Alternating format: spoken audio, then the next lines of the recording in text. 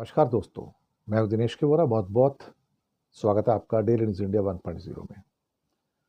दोस्तों, तेजस के तीसरे क्रैश ने बहुत सारे सवाल उठा दिए हैं। खबर तो हमने दे दी थी और पता भी लग गया कि यहाँ तीसरा एयरक्राफ्ट पूरी तरह से कबाड़ हो गया। अभी लैंडिंग के टाइम पे पायलट बच गया बेचारा।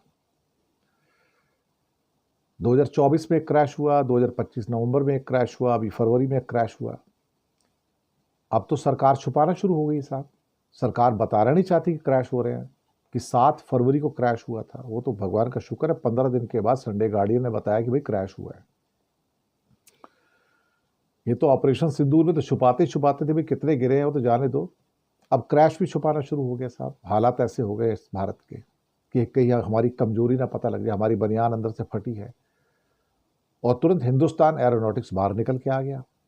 इसको क्रैश नहीं कहा जाएगा, ये कुछ गलती हुई है वहाँ पर और लैंडिंग के दौरान थोड़ी सी गलती हुई है, इसे क्रैश नहीं कहा जा सकता। और हमारा सेफ्टी का रिकॉर्ड बहुत अच्छा है। और जब वो कहते हैं कि हमारा सेफ्टी का रिकॉर्ड बहुत अच्छा है तो मुझे शर्म आती है साहब। प्रधानमंत्री के सामने जैसलमेर के एयर शो के अंदर क्रैश होता है तो आपका सेफ्टी का रिकॉर्ड अच्छा ही होगा ना। हिंदुस्तान एरोनॉटिक्स अच्छा ही होगा ना।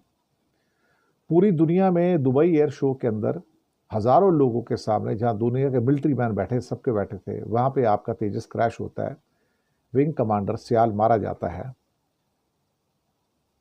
आपका बहुत बेहतरीन एयरक्राफ्ट है, इसका मतलब यही हो गया ना। तो सवाल तो उठेंगे ना।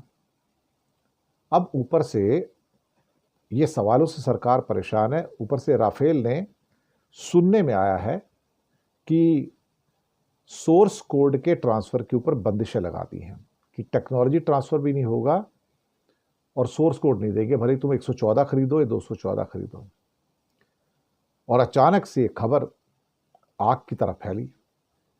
और वो खबर जो अभी तक कहीं छुपी हुई थी, पता लगा कि कोई एक इंडिया ने वापस रूस से बात शुरू कर दी Su-57 के लिए, सुखोई 57 5th जनरेशन के लिए। क्योंकि राफेल ने दांत दिखाने शुरू कर दिए अपने। अब दांत दिखाने शुरू किए तो फिर इंडिया को लगा ये तो बात गलत हो गई। एक्चुअली मैक्रो आए थे डील करने के लिए, मैं आपको बताऊं, लेकिन डील हो नहीं पाई क्योंकि जो शर्तें मानी जानी थी वो शर्तें राफेल ने मानी नहीं। एक्चुअली 2-4 शर्तें मानी, लेकिन सोर्स कोड चाहिए था, सोर्स कोड दिया नहीं। टेक्नोलॉजी देनी थी, टेक्नोलॉजी नहीं दी। तो सरकार परेशान हो गई कि ये भैया कहां से आएंगे एयरक्राफ्ट फिर ये। एक तो तेजस क्रैश पे क्रैश करते चले जा रहे हैं, वो इस लायक नहीं है कि उड़ सके। जितने उड़ते उससे ज्यादा गिर जाते हैं नीचे। 3 तो क्रैश हो गए 22 महीने के अंदर, 23 महीने के अंदर। तो एक बुरा इंपैक्ट तो आ गया ना कि भाई एक सिंगल सीटर एयरक्राफ्ट है और वही क्रैश होता चला जा रहा है, तो आप क्या करोगे। ऊपर से राफेल के ऊपर काले बादल छा गए हैं। अब इससे ज्यादा मैं और क्या कह सकता हूं।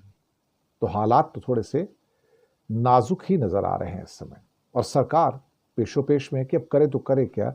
राफेल मिलेगा नहीं और तेजस इस लायक नहीं है कि उसको उड़ाया जा सके। वो कबाड़ बन गया अभी। शुक्रिया आपका।